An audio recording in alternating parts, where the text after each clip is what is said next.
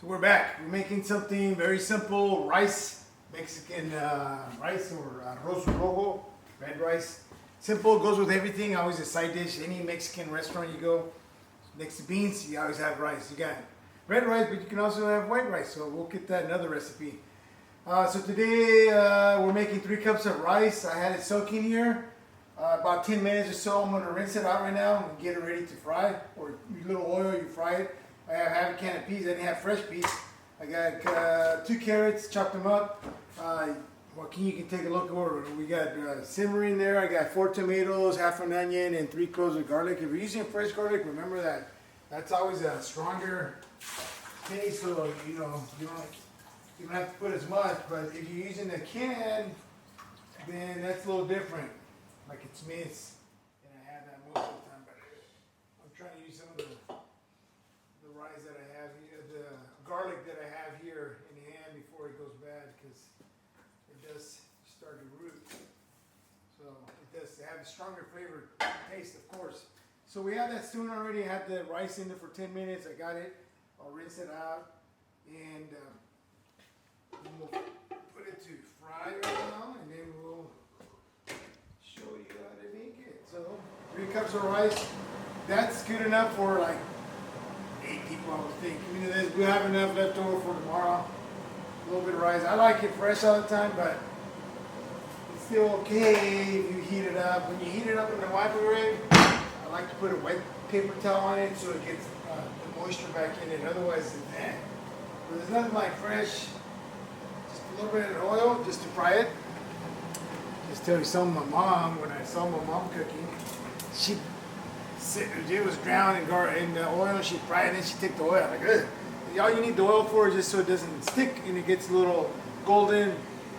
And then we'll simmer it with the tomato paste base. Okay, so the rice is frying, almost done. Turn it around. I got the tomatoes here, the onion, 3 cloves of garlic, and we need some bouillon.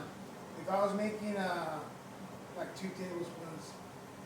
If I had fresh, or if I make like chicken mole, I'd save the stock, strain it and save it, freeze it. That's the best way.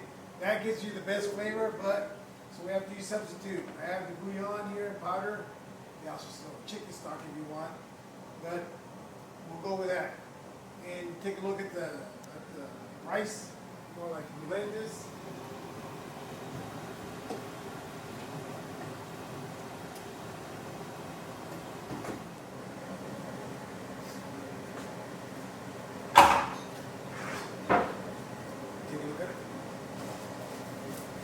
In there, done.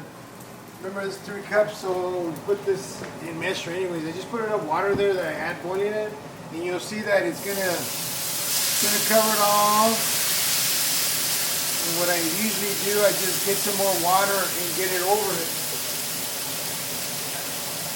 It's not like I have a certain amount, it's just like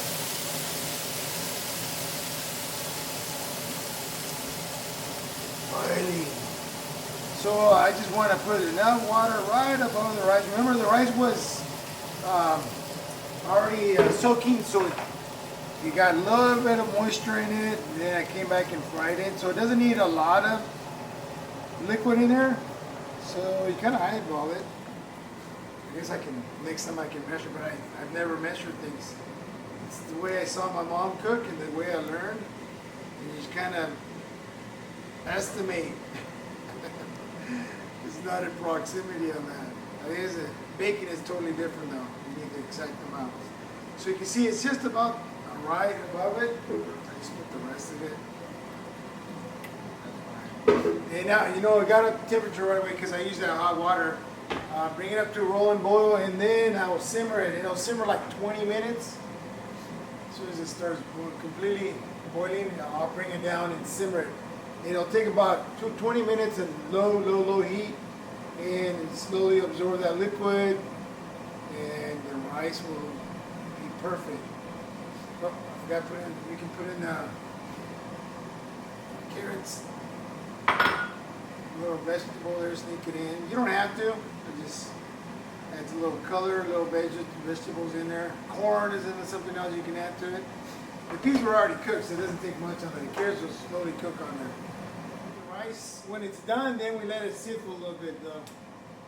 It's gonna simmer for 20 minutes, then I'm gonna let it, once I turn off the heat completely, I'll let it sit. We're back. All right, so only thing I forgot to do is that when I put that water in there, I taste it usually and see if I need salt. I forgot to do it, did it off camera. You will do that, but you check it because the bouillon has salt in it. So it depends if you put a lot, you might not need any salt. So I check it and I add a pinch of salt and then I stir it again. Turn it off. It's been off for about 5 minutes. I would let it sit a little bit more and it gets spongy. The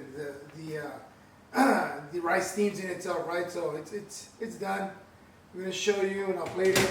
You would do then just get the spoon or a fork and fluff it up if you want.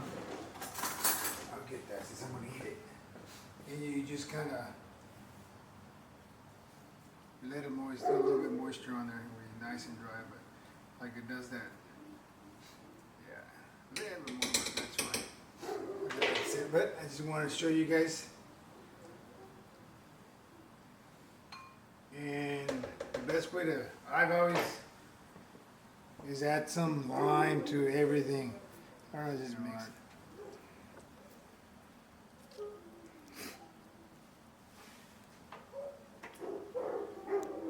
It smells delicious. The dogs are barking out there.